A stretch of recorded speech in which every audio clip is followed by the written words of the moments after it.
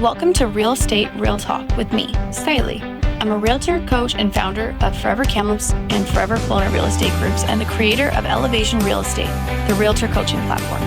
After nearly a decade in this industry, I've built a business that gives me more freedom, more income, and more time with the people I love. And now I'm here to help other realtors do the same. This podcast is for agents who want to build a thriving real estate business without burning out.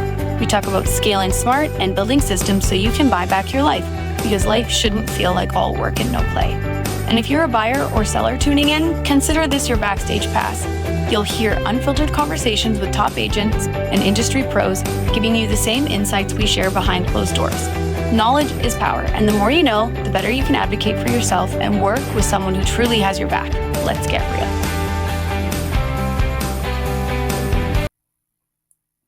Okay, you guys, I'm so excited because today we are with one of my best friends, Joe Moretti, and he wanted to be the number one podcast, but we decided to hold off. I was going to give him what he wanted, but he wanted to be number one. Then he reconsidered and he said, nope, number 4 is my lucky number. So now we've waited, and now we are on episode 4. You know what? Number 4 on the list, number 1 in your heart. I'll take it.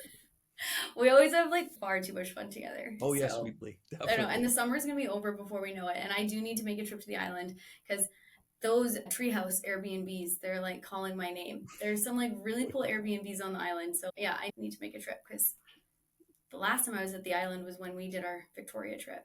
And I got like a glimpse of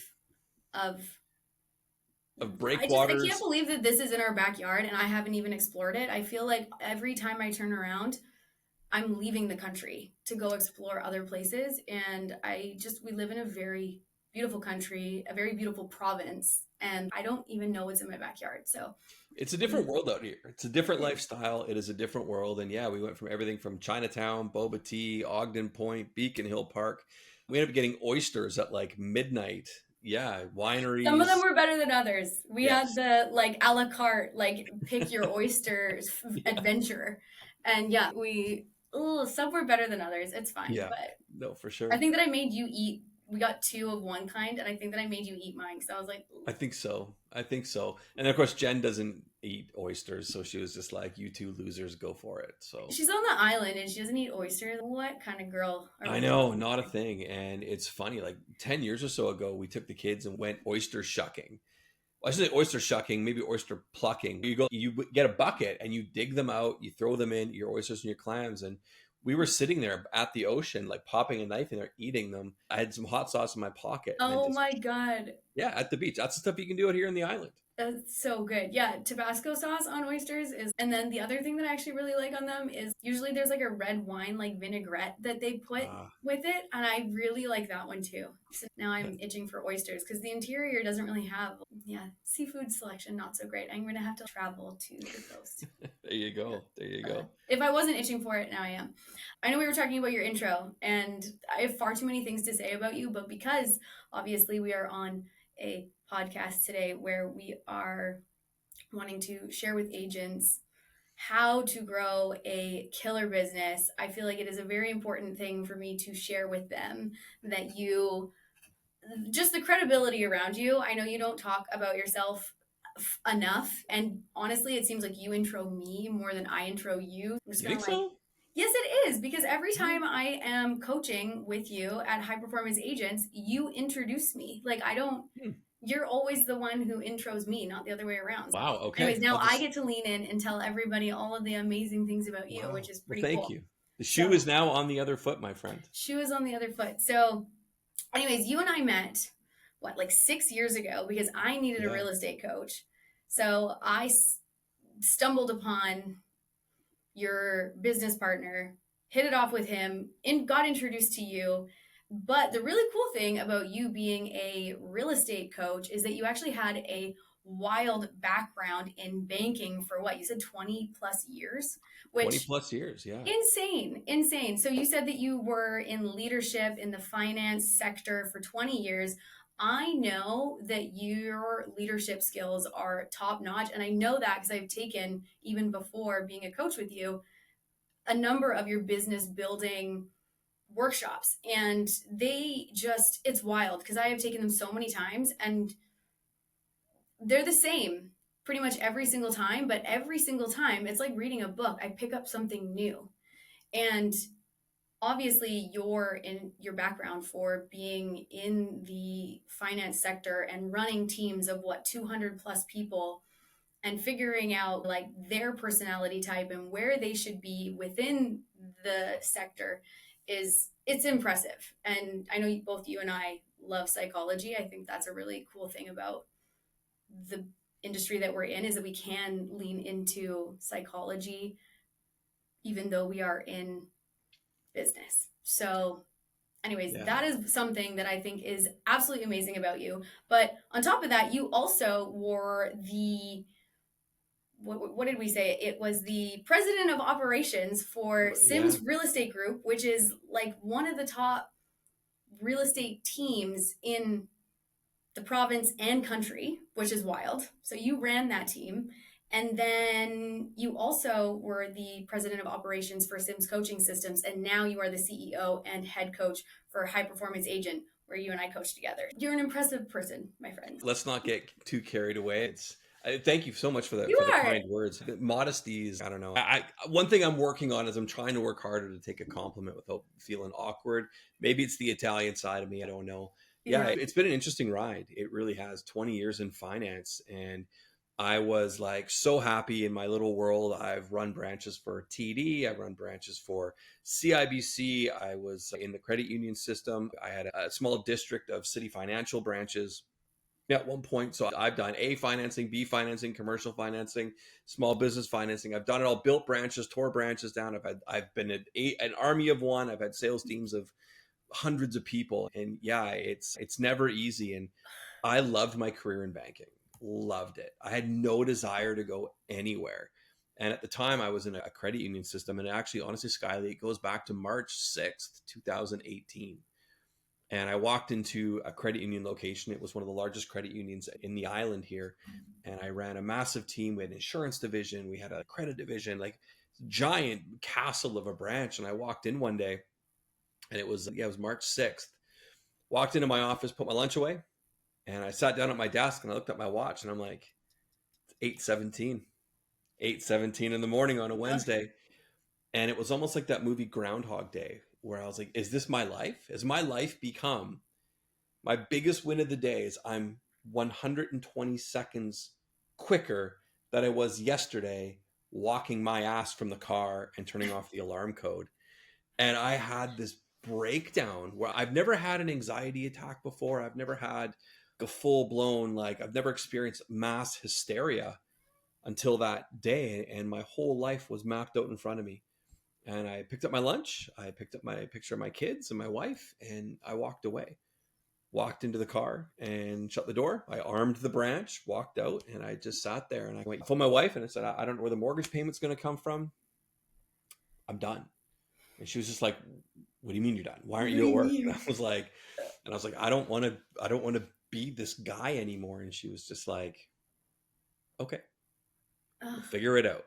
And so through all the changes and laterals and forwards and backwards to get to where I am, she's always been my number one advocate. So it's so important to have that support system in place. And went on a trip to Mexico for a week that I had pre-booked, and came back, and my real estate agent phoned me, and he was like, hey man, I heard you're a free agent. Let's talk about something. And I said, Jason, I don't want to be a real estate agent, man. What do you want, a janitor? And he said, no, let's talk. And then a couple of days later we met. He goes, yeah, I think I'm going to build a coaching company. And I was like, what's it called? He goes, I don't know. I said, what are we going to do? He's coach agents. And I went, I'm in. Okay. And so it wasn't too bumpy of a ride taking off. He'd laid some of the foundation, and we built a coaching company. It took us about 90 days it was a grind.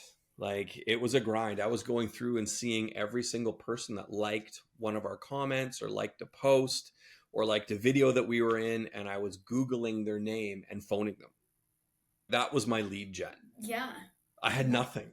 And that's how I managed to build this business. And then got it up and running. Pandemic hit, and we lost probably 80% of our clients overnight.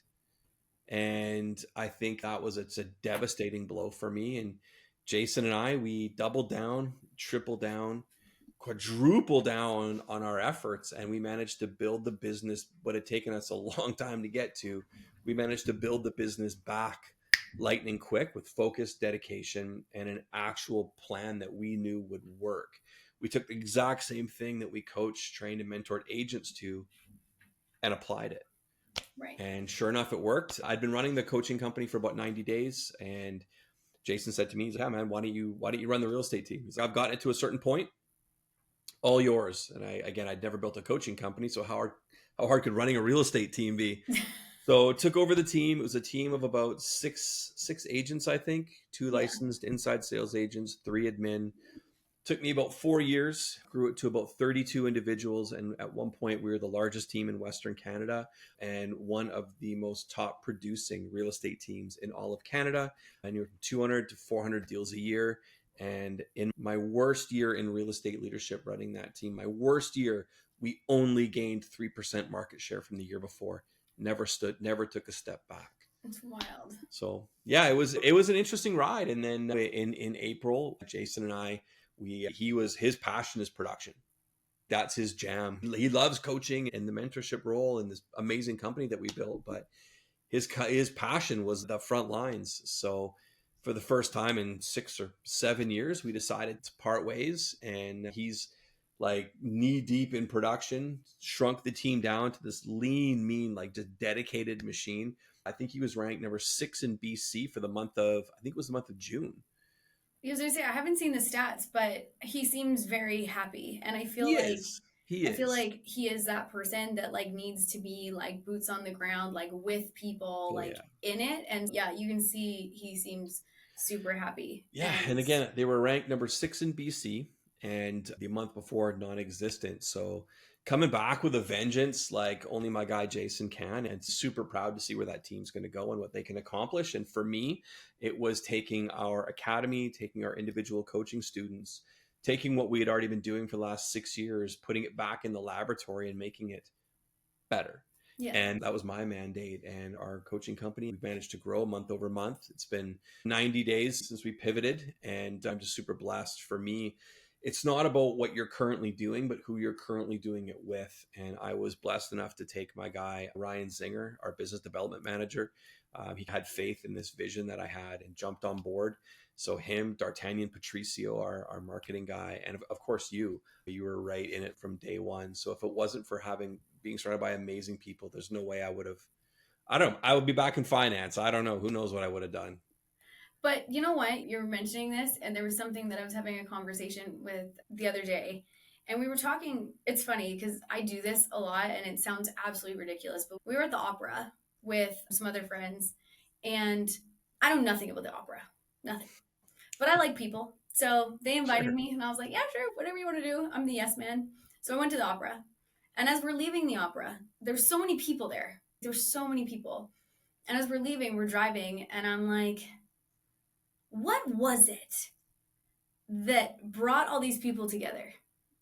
Like, I was not looking at it in the sense of the opera's great because of X, Y, Z. I was like, what is it? Because I feel like this happens a lot. Even if you look at like churches, for example, or sports, or now I'm bringing the opera into it, where there's like this group of people and I'm like, I don't even get it. What is it? I don't understand, because I don't even understand sports. But I'm like, I don't get it.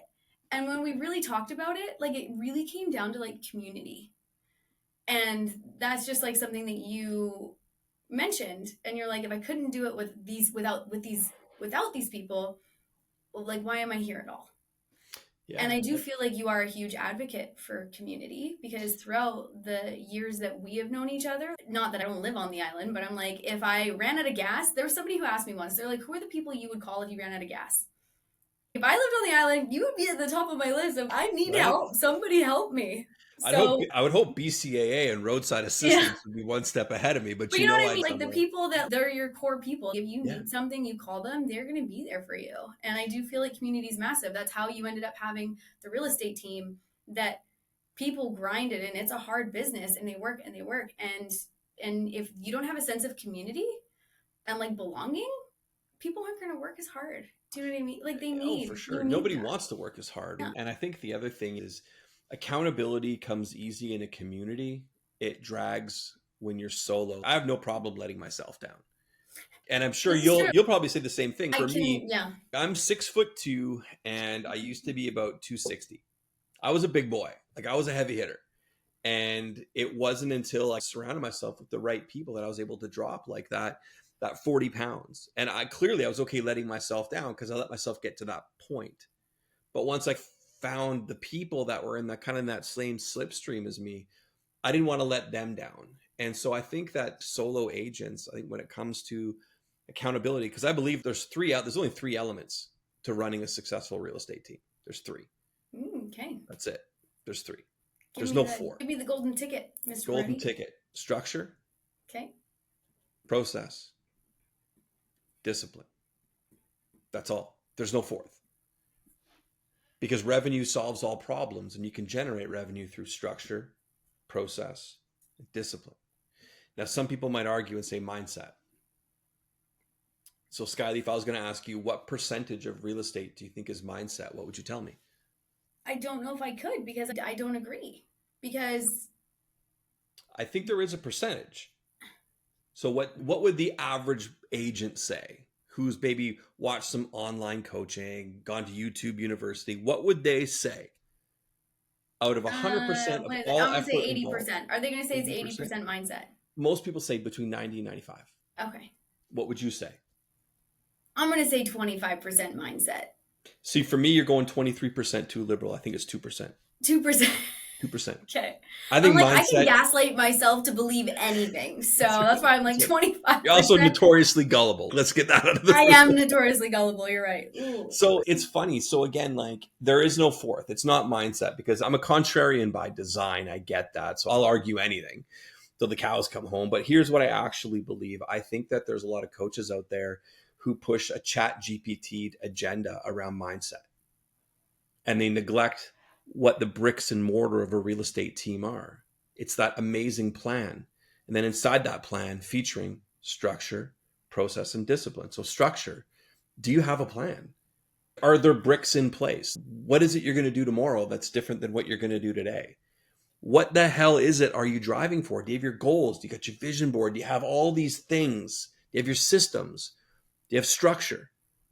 Number two, do you have process? Like a dog chasing a car, Skyleigh. Let's just say, you've seen, I got a pug. You've seen George. He hit the car I got a pug. Let's say George gets out. George takes off down the laneway because a car's running, because a car's driving by. That car's got to come to a stop. And when that car comes to a stop, does George have a process? Is he going to bite the tire, pee on the tire? Is he going to get scared? Is he going to smack his head on the bumper? I don't know.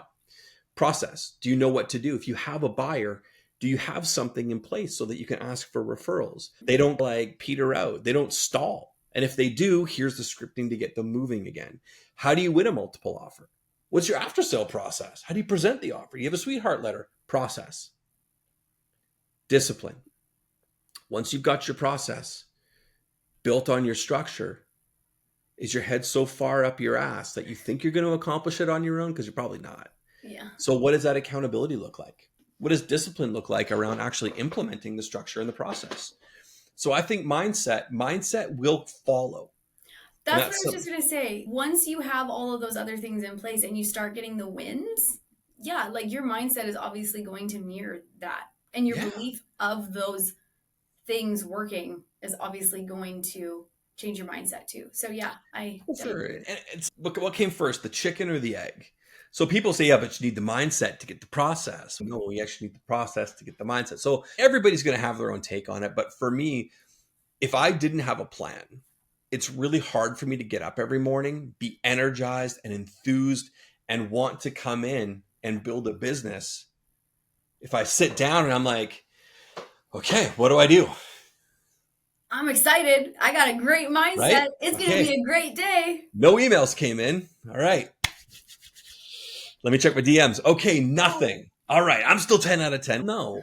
What happens is your mindset then slowly this isn't downward. Working. It's not what people said that it was. Exactly. Your mindset definitely. Excuses start creeping in. The mindset just tanks. So I always look at it that if I have a really strong plan, I can come in here halfway charged and be like, I don't really feel like this today. I'm not feeling it. I'm not feeling it. And I can sit down, open my book, go, okay, I'm going to start with my 5 text messages. Okay. All right. I'm loosening up, right? We're good. We're warming up the engine. All right. So now I'm going to push for 2 real estate conversations. Okay. It didn't go as well, but hey, I did it. My anxiety is less than it was before I came in because I'm moving my business forward regardless of the results. So my mindset will naturally follow. Structure, process, discipline. That's what builds a real estate team. Yeah, no, I love that. And then something that you just like alluded to as well is that as you're going through all of your systems and doing the processes, I think that a lot of times people need to come in with like eyes wide open, because a lot of times they'll be like, this is what I was told is going to work. And then they do it, and maybe they're making mistakes and they think that they're doing exactly what they're supposed to be doing. But we all are quite different as well, right? Like we talk about this when we're going through the academy, and that's having your pillars, right? And so when you're going through that and you're leaning into the different pillars for like your lead generation, even for example, and do an analytic and figure out like what is getting you the highest rate of return? Are you getting a better rate of return for picking up the phone or for seeing people in person? And make those tweaks, because if you're going in with your eyes closed and just following what someone told you to do and then not actually taking inventory on what's working and what's not working, you're never going to move your business forward, and you'll probably build muscle memory around mistakes, which is exactly what we talk about with our scripting, why we do a did well and a next time. It's funny. Like my dad's a big golfer, huge golfer. And I remember going out with my dad as a kid, going golfing with him. And I would take a swing on a club and he'd go, no, do it again. Do it again. And I'd say, yeah, but Pop, like practice makes perfect. He goes, you're wrong. Perfect practice makes perfect. And not that anything's going to be perfect in the real estate game. It never is. Like to me, again, perfection is the enemy of good enough. But what I'm trying to say is be somewhere where you can reinforce the positives. Yeah. You can identify the things that need to be just a little bit different, and then you move forward. You're never going to be perfect, but you'll always be better tomorrow than you were today.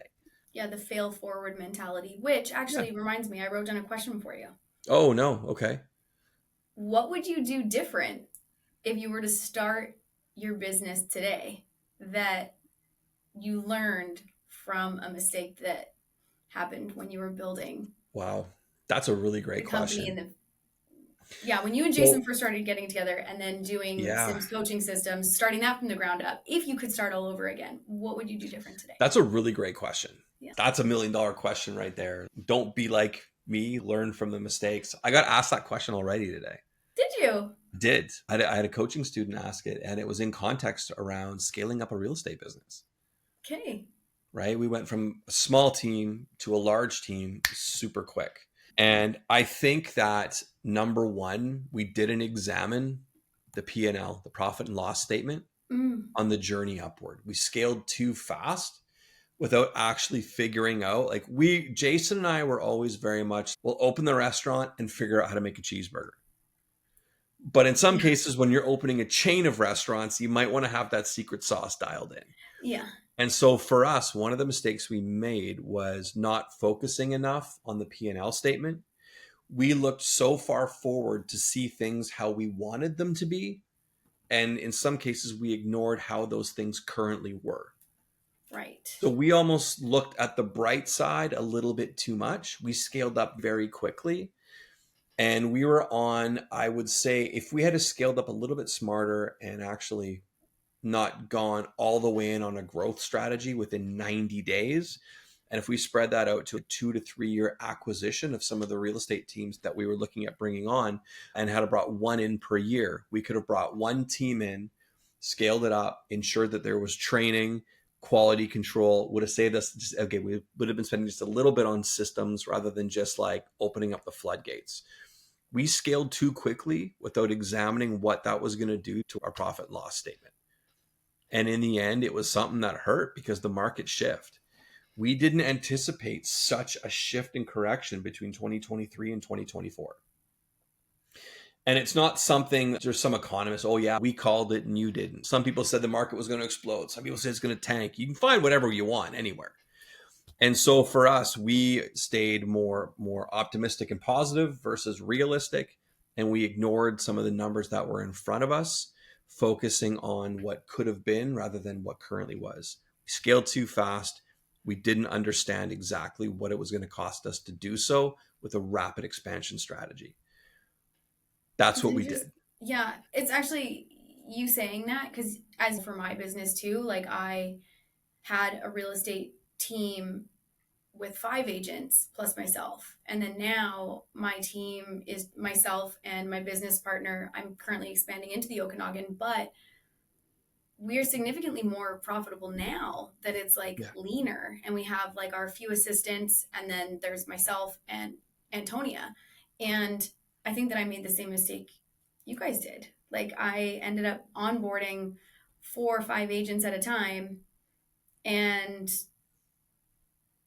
I wasn't paying attention necessarily to the profit loss.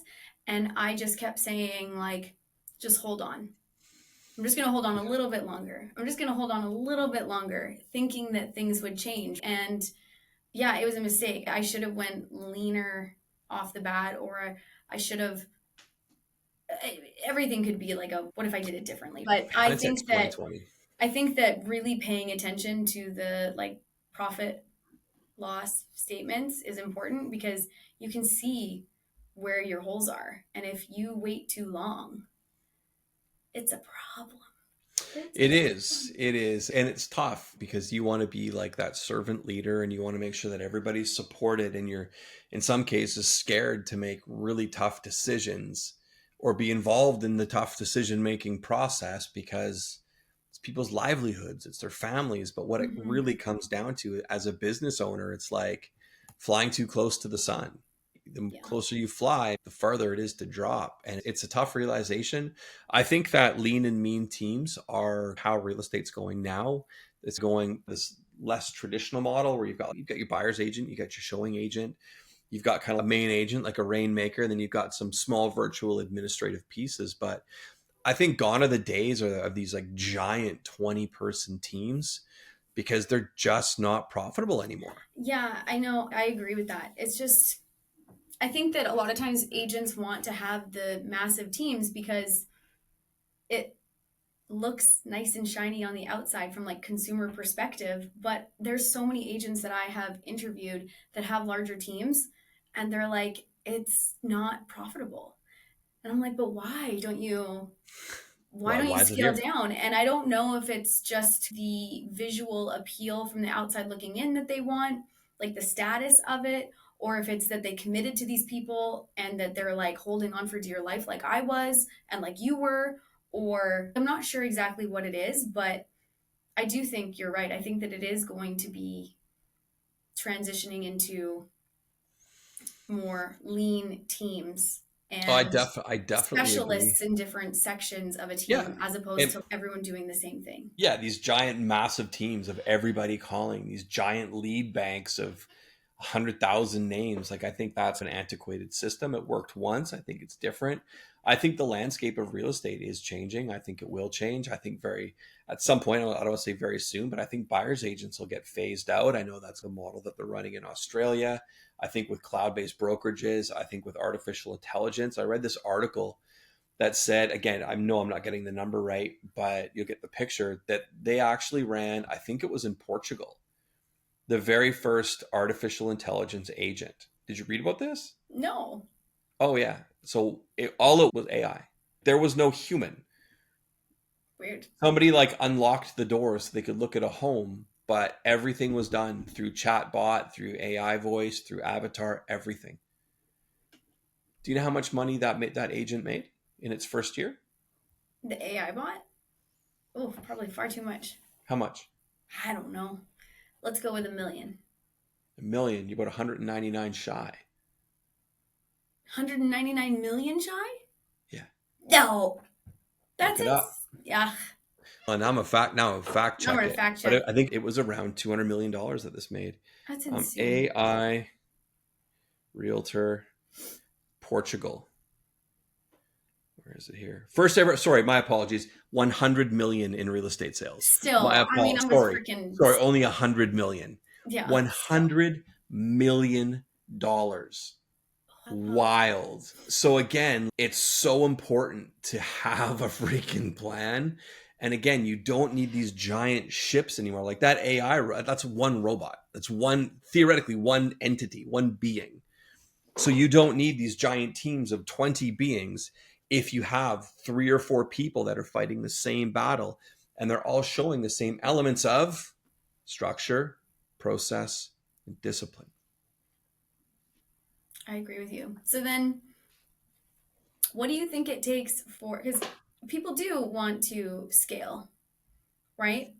It is one of the main things that kind of pop up in conversation when we're talking to agents. Usually there's agents that really there's two types of people that we come into contact with a lot.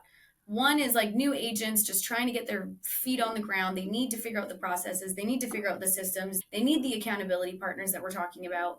And then there's the other people who are like, I have a real estate business that is done quite well, but like, how do I scale it or duplicate myself so that I can actually I love this question. Yeah. So that I can actually work less. So I got asked this question about 2 hours ago. How do I keep asking you the same question? I don't know. Like I had an individual coaching student and they're struggling because I want to scale up.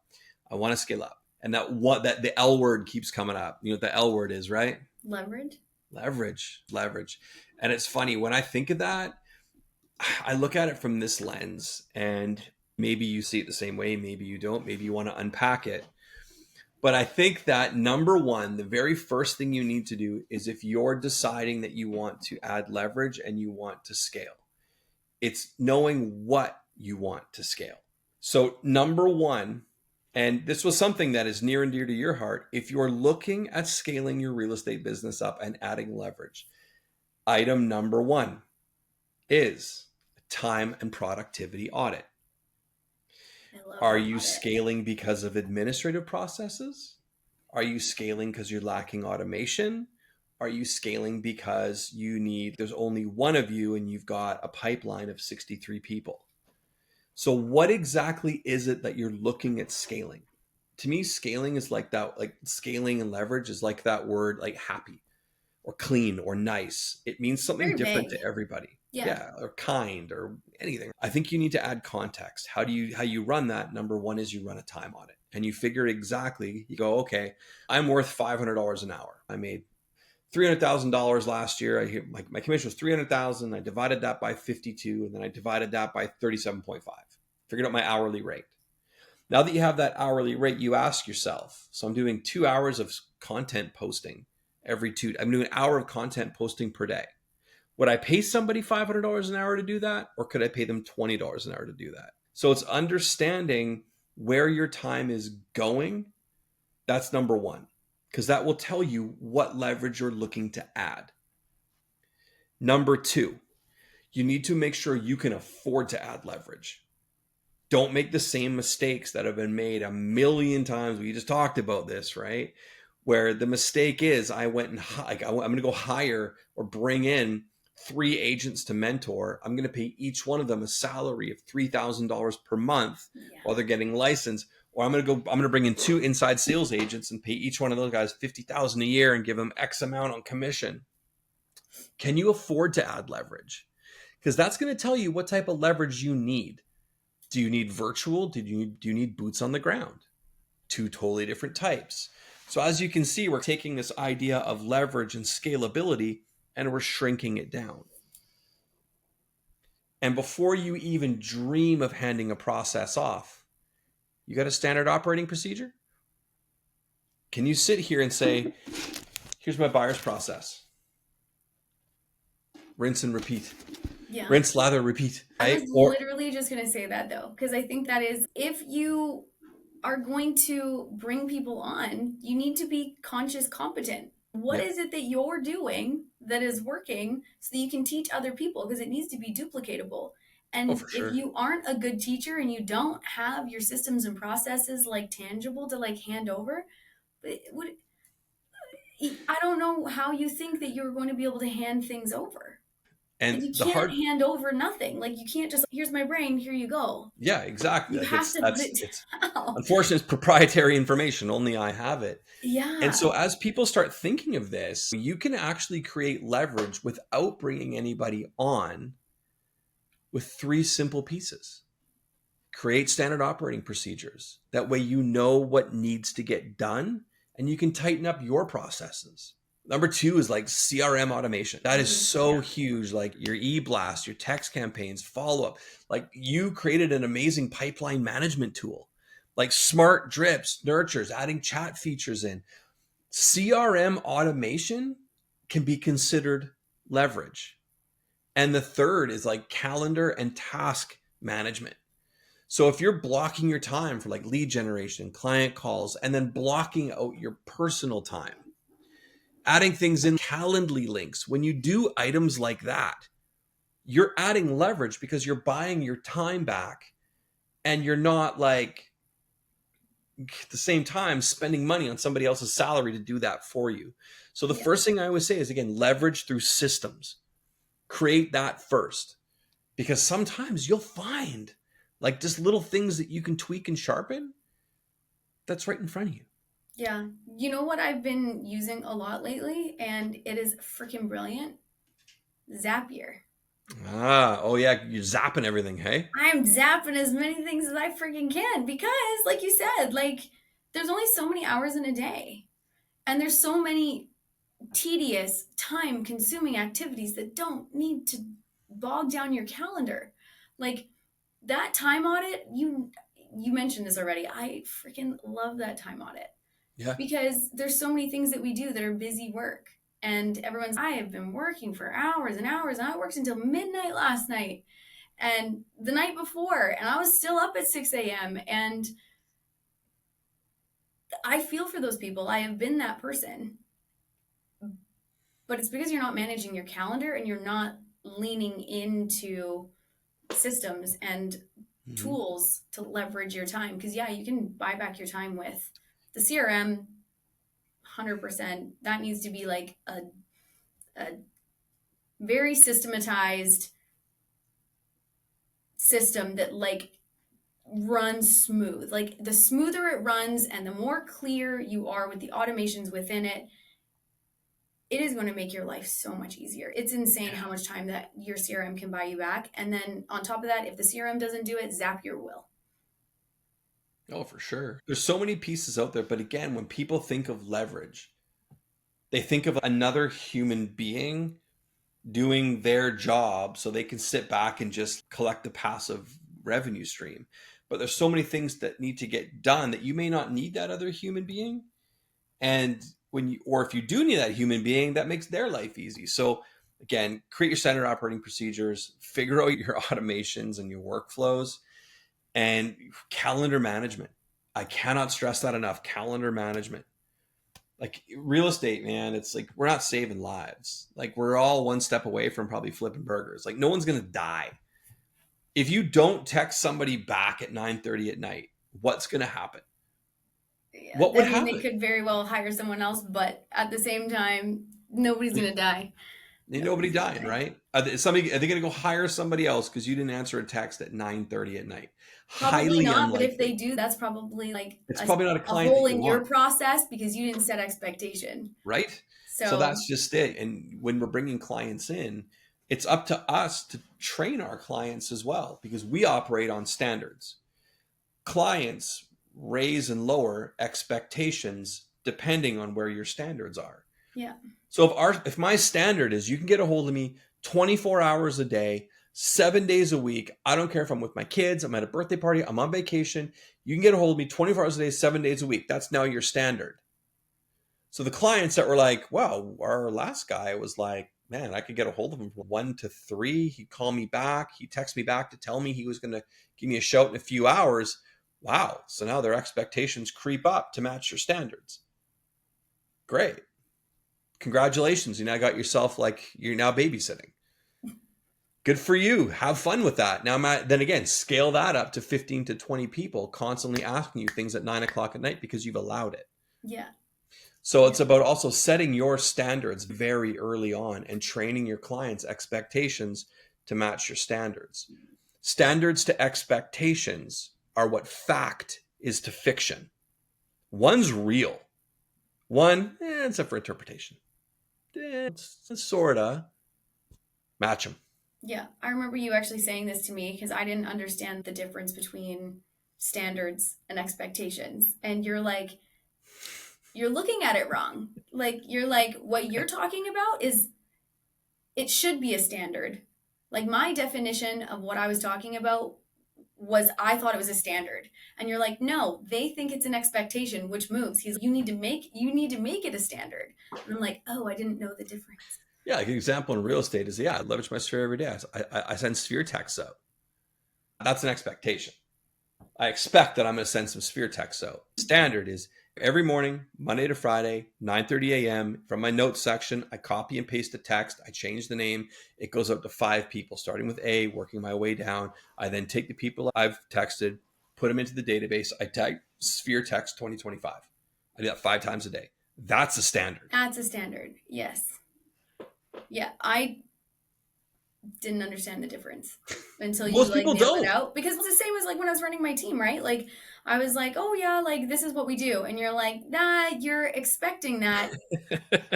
It's not the standard, because the standard would be exactly what you had. It was completely broken down. And then at the end of it, you're sending me a text message that it was done. That's a standard. But I think Right. sometimes people can think standards are expectations, because if you're not holding each other accountable, it does switch from a standard to an expectation as well. Yeah, you got to be super aware of what your standards are. And your standards are like your word. You don't deviate from a Don't break standard. them. It's like the movie Scar. You remember Scarface? I don't know if I ever watched it. What? You know Oh what? my I'm really God. bad for like these old, like these movies. Cody used to give me such a hard time about it. He's like, how have you not watched this? Castaway, never. Godfather, never. Like, I know quotes from the movies, but did I ever watch them? The No. cultural lexicon. So Al Pacino in Scarface, Tony Okay. Montana, he's like, all I have in this world is my word and my balls, and I don't break them for anybody. And to me, in the real estate game, it's the same thing. Like, all I have in this real estate world is my structure, my process, and my discipline. So essentially my standards, and I don't break them for anybody. Because as soon as you do, the second you allow yourself to break a standard, do you know what happens, Skyleigh? The exception becomes the rule. The very second you decide that 3 text messages is the new 5, what's now become the golden rule? What's now become that line in the Now sand? your bare minimum's 3. 3. The exception becomes the rule. I let my clients text me at 9:30 at night. I missed my son's birthday because I had to go on 2 showings. The exception now makes the rule. The rule is your time doesn't matter. You've now become a commodity. Your expectations and your clients' expectations are running amok. The exception has become the rule. It's an interesting thought, hey? It is interesting, and it's very true, because if you do answer someone at whatever time at night, they're gonna think the next time that they message you at 10 o'clock at night that you're going to answer. And you're like, I only answered the last time because it was like a do or die thing. For example, we were renegotiating the contract after a home inspection. I needed to get it done so that we could submit the paperwork and whatever. But then the next time it's just like a simple question, but they don't understand the difference between the two. And then, the rule has changed. The exception has become the rule. The exception of me giving up my time for you has become the rule. And as well as I know, the only people up and probably giving a shit about anything are real estate agents at that point. Clients don't want to be dealing with that crap at 9 o'clock at night. So you set the expectation, you set the standard to eliminate the expectation. Here is when we're going to be replying back. Here is when you can expect my response. But this industry has become so scattered and so like scarcity driven. And it breaks my heart that I see people before they've come into us and before they've learned about calendar management and they've learned about structure, process, and discipline. Before they come in, Ryan does an intake where people are like, that was me. Yeah, I've ruined a couple of vacations. Yeah, for sure. Oh yeah, my wife didn't talk to me for 3 weeks because I missed her birthday because I did A, B, and C. I was out doing like it happens. And I guarantee, Skyleigh, I challenge you to tell me that it's never happened to you. Oh no, I was Oh a no, Pop-Tart. never. No, I was a Never. Pop-Tart. I will 100% Right? own that. Yeah, I was told that I That's was a just it. strawberry Pop-Tart. Everything, anytime somebody needed me, I'm like, boop, boop, boop, Yep. like up the toaster. Yeah. 100%. And it's not until you actually sit down and go, okay, how do I now change these clients' expectations of me? How do I change that to a standard? Yeah, I learned the Right? hard way. It's not, you can't operate that way forever. Like you burn out, you lose relationships, yeah, I learned the hard way. And Skyleigh, in the words of the warrior poet, Big Daddy Kane, pimping ain't easy. There was a meme that I actually saw a while ago where it was like this guy sitting in a lawn chair in the like shallow part of the lake, and he had his like computer and his like little bucket hat, and it said something about being like realtors on vacation or something like that, and I'm like, Oh yeah, like I've seen it with this, like like people with like a laptop floating in the pool under like an umbrella, and it was like realtor in Cancun. yeah, but I'm like, we do this to ourselves, right? Like it's our expectations and systems that we, not our expectation. It's our never set a systems standard. and our what we're allowing into our space and like how we set expectation and standard with our clients. Like we're the solution and the problem. So it's funny, but at the same time, like we're the ones who created this problem and we do need to be the ones to fix it. So yeah, it's like your car running out of gas, and then you're complaining why the car won't move. Well, you didn't put gas in it. Like, what do you think is going to happen? yeah. If your expectation is the car moves without gas, I'm sorry, it ain't going to happen, right? You can sit there and wish that it's going to change all day long, but until you're proactive and before you go to bed, you take that damn thing to Chevron, that's when it's going to move. But again, everybody assumes that if they do nothing, then something's going to change, but it doesn't. And so that's why I always say the very first step in scaling up and creating something that you're proud of is, again, leverage through systems first. Figure those easy bits out, get your time back, then figure out what it's going to cost you to actually build this thing. Yeah. Yeah. I can't believe we've literally like gabbed for almost an hour now. And I'm trying to nail down the context of our conversation today because we've talked about probably more mindset stuff than anything, which is hilarious because we did say it's like a 2% thing. But there's a couple of resources that I'm going to add into this because we've mentioned them a few times and I do think that they're really important. And again, you know how much I love that productivity audit because we do drown in like busy work. And I think that is one of those tools that people need to lean into. And then once they realize where they're wasting their hours, they are going to have to lean into creating systems to buy back their time. But it's a starting point, right? So I want to provide that. And then the other one that you mentioned that we could probably add into the bottom of the show notes as well for people as like a resource would be, you revamped it and I can't remember what you're calling it now, but it's almost like your health check, being like, how good is your buyer's process? How good is your seller's process? I'm like losing track of my words, but I know that there's like a long list on the side and you rate yourself.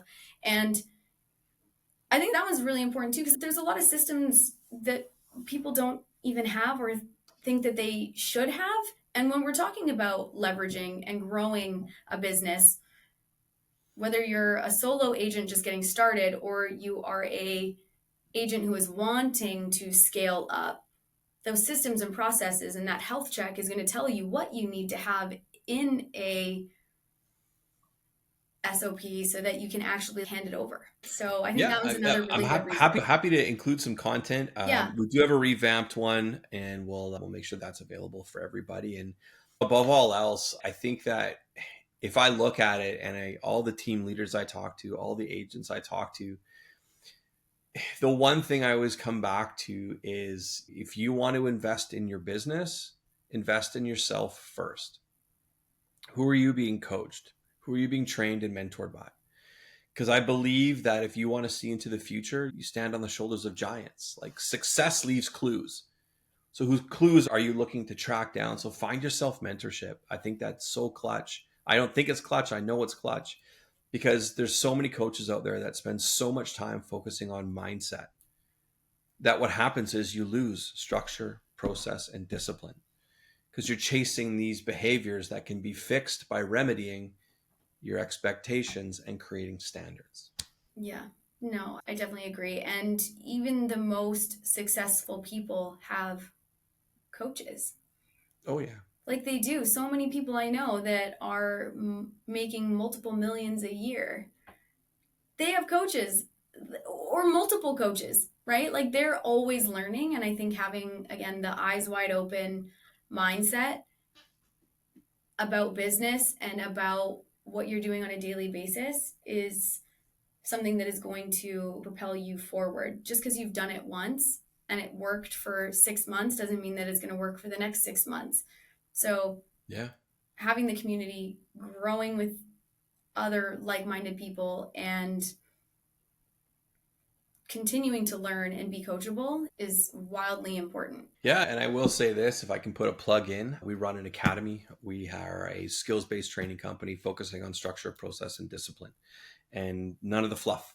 So if anybody wants to get a hold of us, I'm happy to provide a link and to reach out to you directly, and we're happy to have a conversation, right? Is this a good fit? Because we're not a fit for everybody. Mm-hmm. Some people, they think they want it, but they don't. And that's okay. That's all right. Yeah, no, like how many people have we had go through the academy that are like, oh my gosh, I can't believe the actual tangible systems you're giving me. It's not like we're not just talking about systems like how we did today. There's actual tangible systems that people can take and implement and duplicate, rip off, which is a lot different than a lot of the other coaching companies out there. And obviously I believe in it. I was one of the students from the coaching company for 4 years before you guys asked me to be a coach with the company. So I clearly believe it. I doubled my income year after year. And now I don't sell near as much real estate. Like it's amazing how the systems and processes and having the community can really propel you forward. So I will put the link for the academy and information into the show notes as well with those 2 resources, because I think that's amazing. And then I encourage everybody to go follow the High Performance Agent Instagram page. But if there's another page or resource or anything that you would like to add, Joe, to that, say it now. And I, again, will add it to the show notes. Oh, there's only one page you need. And I know it. There's only one page you need. High Performance Agents. You can look us up, highperformanceagents.com. You can reach out to us directly through DM, slide into our DMs, and my business development manager, Ryan, will more than happy to have a conversation. And like I said, we'll make sure that you leave with a resource. What that resource is, don't know based on your business, but we shall find out. There's tons of resources. It's not crazy how much we have, I don't know, 500 resources. But Skyleigh, thank you so much for having me. I'm so excited. We're going to have to do another one. I know that we've talked about this before, but like we did a lot on just like getting started and also scaling business today, mindset around that, and like the core of what you actually need. But I think that we're gonna come back for round 2, and then in that one, I think that we should have some like serious, like tangible things, because people don't know what they're missing. And they don't know what they're missing. I think they have no structure, no process, no discipline. We got you. Thank you so much for having me, Skyleigh. It's been a pleasure. It's always good to see you. That's a wrap on this episode of Real Estate Real Talk. Whether you're an agent building your business or a buyer or seller trying to get the real story, thanks for being here. If this episode gave you clarity, confidence, or just something to talk about, I'd love for you to follow, rate, and share the show. It helps more people find these conversations. If you have questions or want to connect, head over to SkyleighMcCallum.com or come hang out with me on Instagram. Thanks for listening, and I hope you catch the next episode on Real Estate Real Talk.